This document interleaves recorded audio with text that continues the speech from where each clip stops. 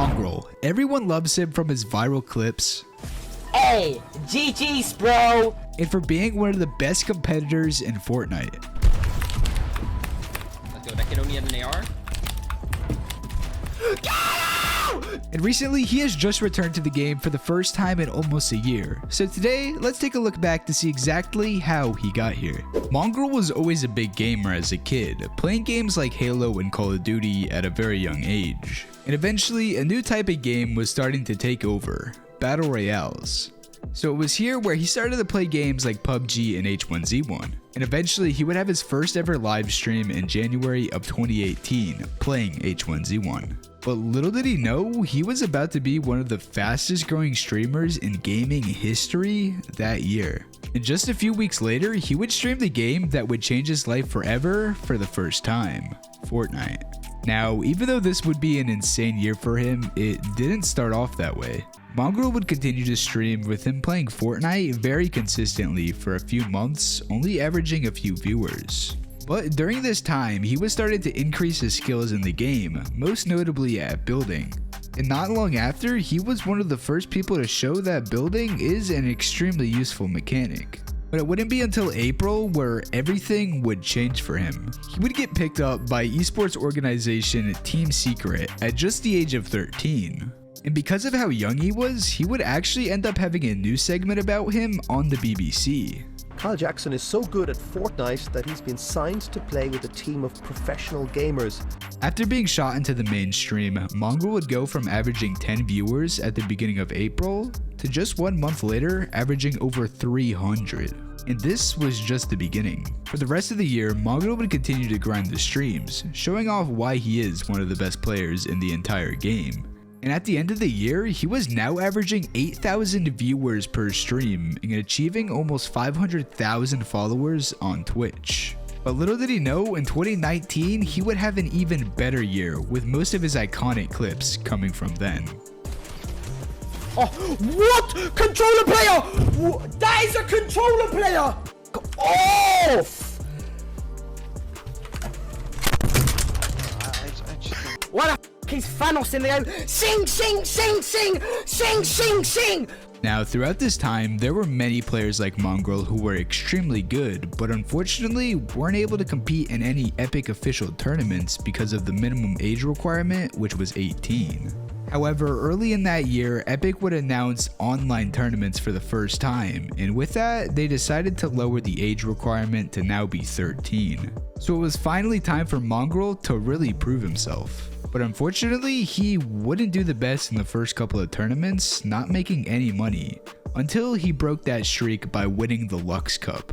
And right afterwards, Epic would announce the biggest tournament in gaming history, the Fortnite World Cup. With the event being solos and duos, he decided to play with Metro, and this duo was about to pop off.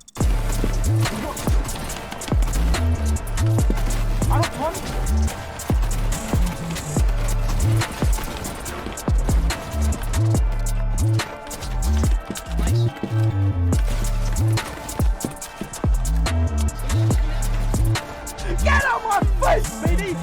Full team left, everyone else is solos. The wall in the trap. I don't think it connects, but that would have been ridiculous. And then the close range. He goes out of the zone. He's going to get the shotgun shot off the Nayu. And that finish. Can he do it? One more. Right in the front. Can you do it? Good awareness that he went in the zone in the finish. In the first week of duos, Mongraal and Metro would go on to place second, qualifying themselves to compete at the finals in New York. And just to show how good they were, they went on to qualify another 2 times. Now, even though he was dominating in duos, solos was a very different story. In the first week, he would place 16th, barely missing out. In the next couple of weeks, he would end up getting further and further away from making it to the finals. Until in the very last week of solos, in his last game, he would pull off one of the most insane clutches in Fortnite history. I don't think so. The drop in. Gets the shot off and gets the elimination. Mongraal literally putting on a clinic of why you need to pay attention. What is this? Everybody. Are you kidding? Just bad. He's going to launch that off. Oh my goodness. Are you serious? 13 eliminations. There's still 4 players left, including him. Add it down. No way. Are you doing this right now, Mongraal? Now reloading double RPG as well. Zooer's going to go down in another one. With that insane win, he would end up placing 5th, making it to both the solo and duo finals. And since he was now one of the biggest names in Fortnite, he would end up getting signed to the biggest org in esports, FaZe, to represent them at the World Cup. And in the finals, he would prove why he deserved to be there. We have some great players still left in this game, but Monngraal with 4 eliminations is looking for number 5. But he's still in the game here. He's going to go all the way for it, and that's the trade out with the 109 to the face here. Top 4 players now. Monngraal in the ultimate low ground, going up against a player. That's got to be Boga, the game 1 winner. This is a lot of HP, no more builds, but the victory royale. Mongraal would place 6th in the duo finals and 13th in solos, making him the most consistent player to compete in both events. Also taking home a light $375,000. After this insane performance, he wanted to continue to prove why he is one of the greatest, and luckily for him, the first FNCS was coming up. However, it was trios, so him and Mitro needed to find one more. And in the end, they would decide to pick up Benji Fishy and go on to create MMB, arguably the most dominant trio ever. Knocked! Knocked again! Oh my god, I'm lasering! Knocked! Oh my god, it's 1 HP! Oh wait, what the?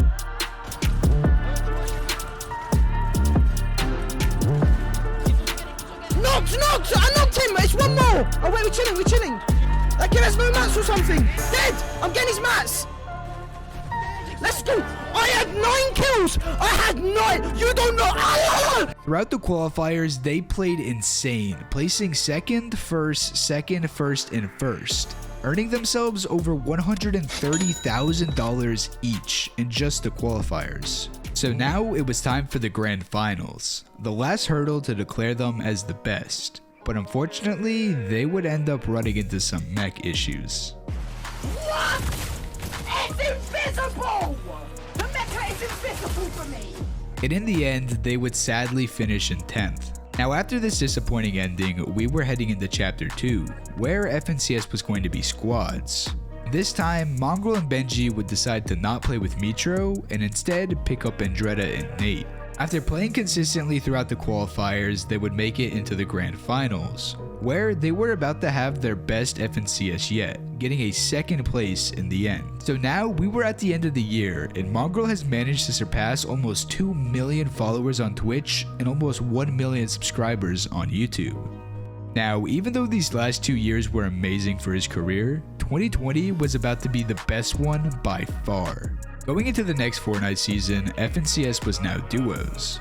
So, Mongraal decided to play with Benji again, but unfortunately this time, they would end up making the heats, but miss out on making grand finals. Now, during this season, there was the solo FNCS Invitationals, where he did make the grands and end up placing 26th. But at this point, all he really wanted to do was win an FNCS. But unfortunately, going into next season's solo FNCS, he would end up placing 16th in the grand finals. Still really good, but just not that win like he wanted. But it would be in season 4 where he would finally get that placement he had been striving for.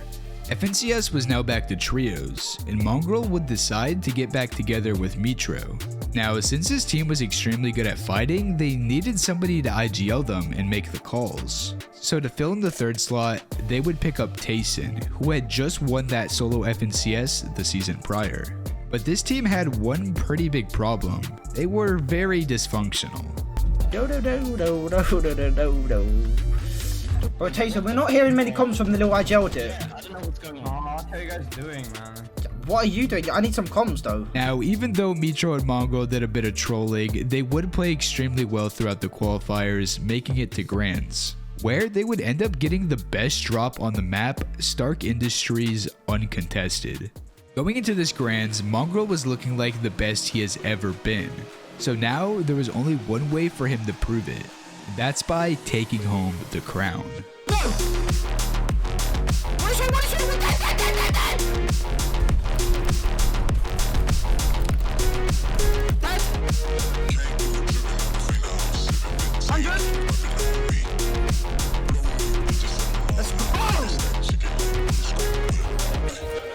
Not one!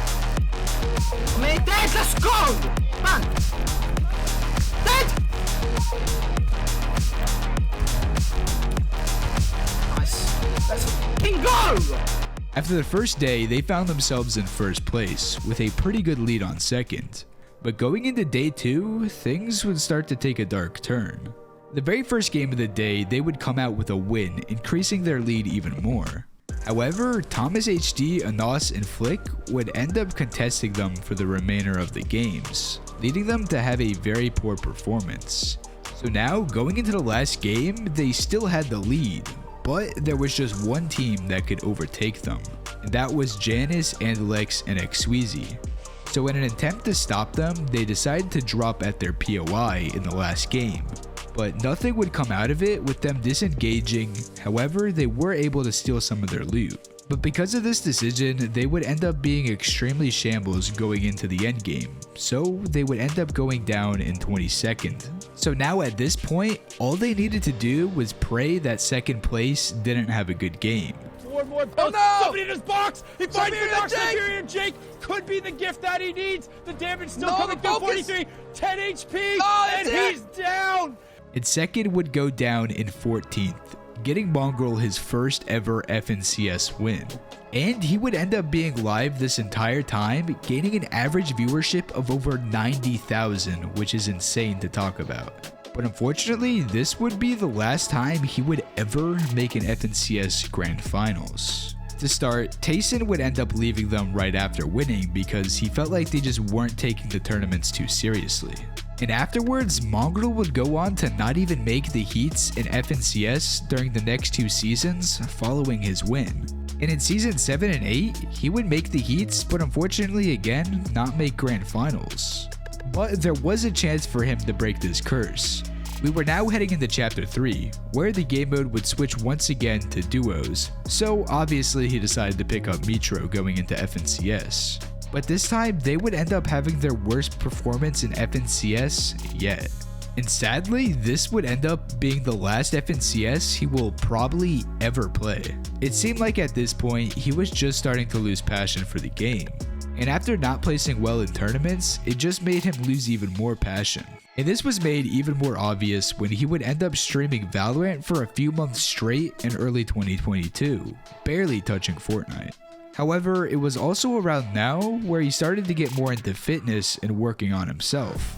Because of all these factors combined, we would see him take the longest break from streaming he's ever had since starting, only going live a handful of times throughout a period of 5 months. But we would see him return in November to play the game again, and he would continue the stream grind after that big break, going live almost every day until the end of the year. But in 2023, the streams would begin to stop, with him only streaming 17 hours in the first 6 months of the year. So at this point, it was looking like Mongraal wouldn't be returning to content creation anytime soon. He had simply moved on and grown up, having different goals in life now.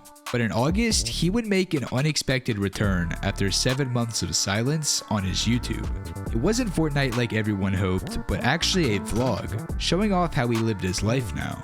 And during the video, he would express how he had a new passion for traveling the world and wanted to start doing IRL vlogs sharing his experience. But after that video, he would only post 2 more before going silent again for over 2 months. Until Fortnite made the biggest announcement in the game's history.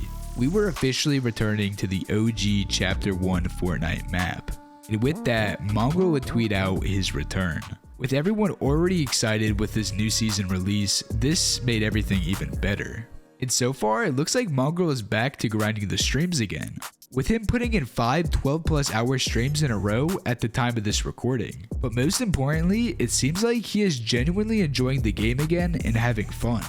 And we would also see him return to playing tournaments again for the first time in almost an entire year. Now, even though he didn't do too well in the tournaments, it seems like he will continue to grind the game for the rest of this season. But it is still unclear what he will do after the season's over and we head into Chapter 5. But nonetheless, it is very nice to see him return and play the game again. My guess is he'll eventually leave again and hopefully follow through on those travel vlogs he talked about. But overall, Monngraal has had one of the most incredible careers, from blowing up in popularity at the age of 13 to now over 6 years later, it seems like he's enjoying the success of his hard work. But no matter what Monngraal decides to do with the rest of his life, one thing is for certain, he will forever be known as one of the GOATs of Fortnite. If you enjoyed this video, please leave a like and subscribe. Also, check out that video that YouTube's suggesting to you right now. I'm sure you'll enjoy it. I hope you all have an amazing rest of your days. Peace out.